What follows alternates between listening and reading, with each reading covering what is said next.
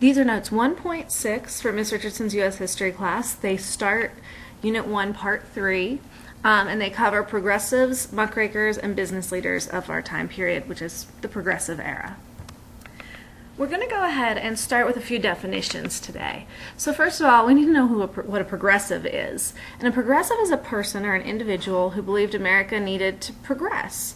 They needed to advance. So they saw the problems that were happening and they wanted to change those. So they're working for positive solutions to those problems. Now, that doesn't always mean what we would think of as being a positive solution. Remember, it is 1900, so those solutions are sometimes different than ours. A muckraker is very similar to a progressive, and often the two of them overlap. Muckraker specifically alludes to a writer or a journalist who actually was a progressive and who alerts the public to wrongdoings in America at the time. And finally, the third term that I want to start off with is social gospel. Social gospel is actually essentially what the progressives were doing, and certain groups of progressives more than others. And it's a Christian-based movement that desires to better the lives of the urban poor. They're promoting charity. They're really basing this off of Christian values. And so we see that in some of these different examples. For example, Hull House, started by Jane Addams, is a social gospel movement to help immigrants. This was to try to assimilate immigrants into America, give them cheap housing, teach them English, teach them how to be American, as we talked about. And so this was in Chicago, started by Jane Addams, and one of the ways that progressives tried to fix some of the problems they saw. This would be fixing problems with immigrants. So the pictures you were looking at had to do with Hull House, which, like we said, was an example of a progressive reform.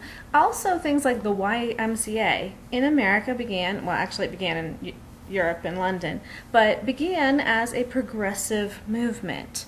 The Salvation Army began as a progressive movement based on Christian ideals of charity and helping those less fortunate.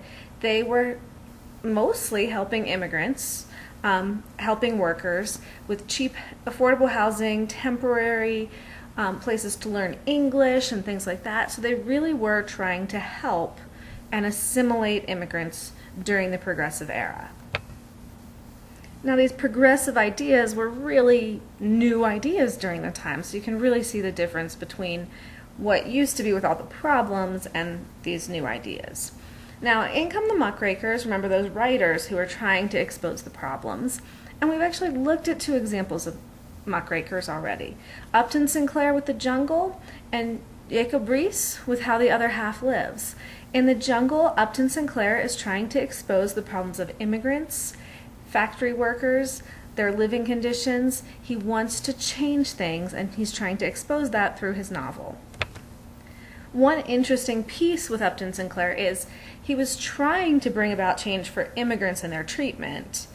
And what people really saw when they read the novel was actually the food safety issues and the living conditions issues, working conditions issues. So although his intent was to help the immigrants, he actually had a bigger impact on working conditions and getting those changed in a more safe environment for working, and food safety. Those were kind of the big things that happened because of his book. Now, Jacob Riis, he had a different approach, and he wanted to look specifically at living conditions of the urban poor. And Riis was successful with bringing about change. So he wanted people to see how poor and dangerous these living conditions were. And when How the Other Half Lives came out, people read about it and they saw it, and he was successful in gaining support for changes in living conditions. Housing codes and safety regulations changed because of How the Other Half Lives.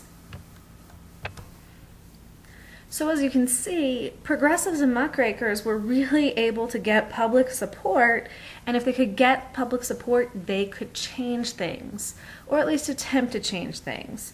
Now, like I said, not all the time were things good, and it didn't always take a person, but sometimes an event to change things. And one of those events is the Triangle Shirtwaist Factory fire. This fire was one of the worst workplace disasters in all of American history. So The Triangle Shirtwaist Factory is a factory where they make clothing, shirts, shirtwaists. So you're looking at this factory full of cloth straps or scraps. You had a lot of women and girls who worked there. Very crowded conditions. It's a factory, so it's a tall building. And what ended up happening is a fire started. Now, during this fire, this is in 1911, they did have some safety codes in place, but they weren't really being followed. For example, only one exit was not locked. All the rest of the exits were actually chained shut. They were locked shut so that the women wouldn't steal from work. So when the fire breaks out and everyone's trying to get out, there's only one door for hundreds of people to get out. So you can imagine this isn't going to work very well. It's full of cloth scraps, like I said.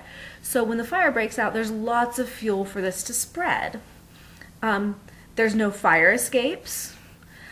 And actually, when the fire department showed up, their ladders did not reach the floors that the women were stuck on. So we actually end up having, like I said, one of the worst workplace disasters. 146 young women and girls burn to death or die in this fire. Some burn to death. Some of them actually jump out of the windows to get away from the fire because they don't want to burn to death.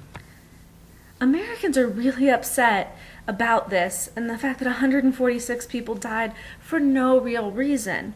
So they actually want things to change, and we get a lot of public support for changing workplace safety and putting more safety regulations into place. And I mean, you can see why that would happen, that this disaster was so bad that people want to feel safe at work and they want others to feel safe there as well. So this is going to bring up a question. Who is to blame for these deaths? Is it just an accident? Or because of the lack of fire escapes and working fire extinguishers? They actually didn't have working fire extinguishers and the locked doors. Are the owners of the Triangle Factory the ones who are responsible? Well, they were put on trial. These are them. This picture is them. And the court said no, they weren't responsible. And so it really angered a lot of Americans. And when we look at that, there's kind of two sides to our business leaders at this time. You have the good side. They're doing good for the community. They're providing goods. They're giving jobs.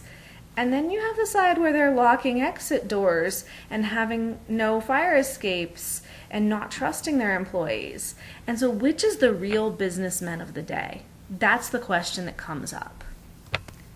And that question that comes up can be answered by, well, there's two sides to our business leaders, and these are the people the progressives are fighting against. The Muckrakers are fighting against to have change. And those two sides, we've got some definitions for you. We have captains of industry, and we have robber barons, and they actually apply to the same people. A captain of industry is a business leader who serves their community in a positive manner.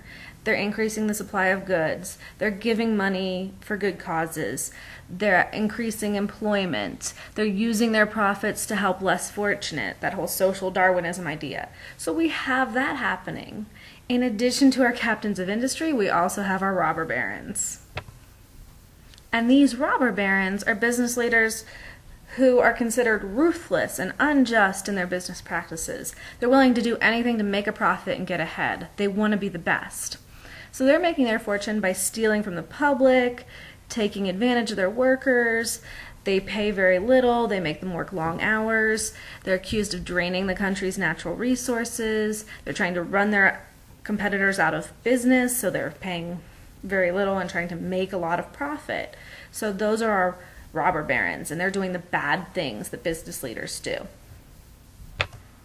So hopefully you noticed that I had the same pictures, and that was Carnegie, Rockefeller, and Morgan, J.P. Morgan. So Andrew Carnegie, John D. Rockefeller, and J.P. Morgan on both the captains of industry and the robber baron side, because most of our major business leaders during the time were both. Some were more successful at getting public opinion on their side. All of them had times where they mistreated their workers. They definitely made them work long hours for very little pay, weren't concerned about safety conditions. But then you also had all their philanthropy and all of the good things that they did for people. I mean, Carnegie, we've heard about Carnegie Mellon University or Carnegie Hall. So we really know that they have done a lot for the public. They've done a lot to give back. So they were definitely philanthropists, and those are people who give back to the community.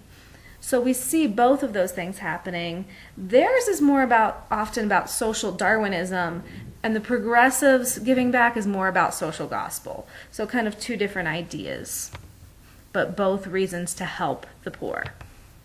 And ultimately, it's public opinion that mattered on which groups got the most help. For example, everybody wanted to help children, and so child labor was addressed.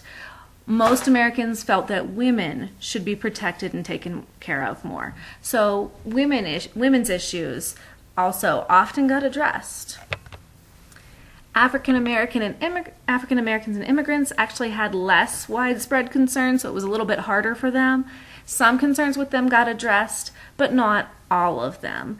And we've already talked a lot about immigrants, so in our next set of notes, we're actually going to address the ideas of women and African Americans during the Progressive Era and what sorts of reforms they were responsible for and what sorts of things they were focused on. So this is actually the end of notes 1.6, and 1.7 will deal with women and African Americans during this time period.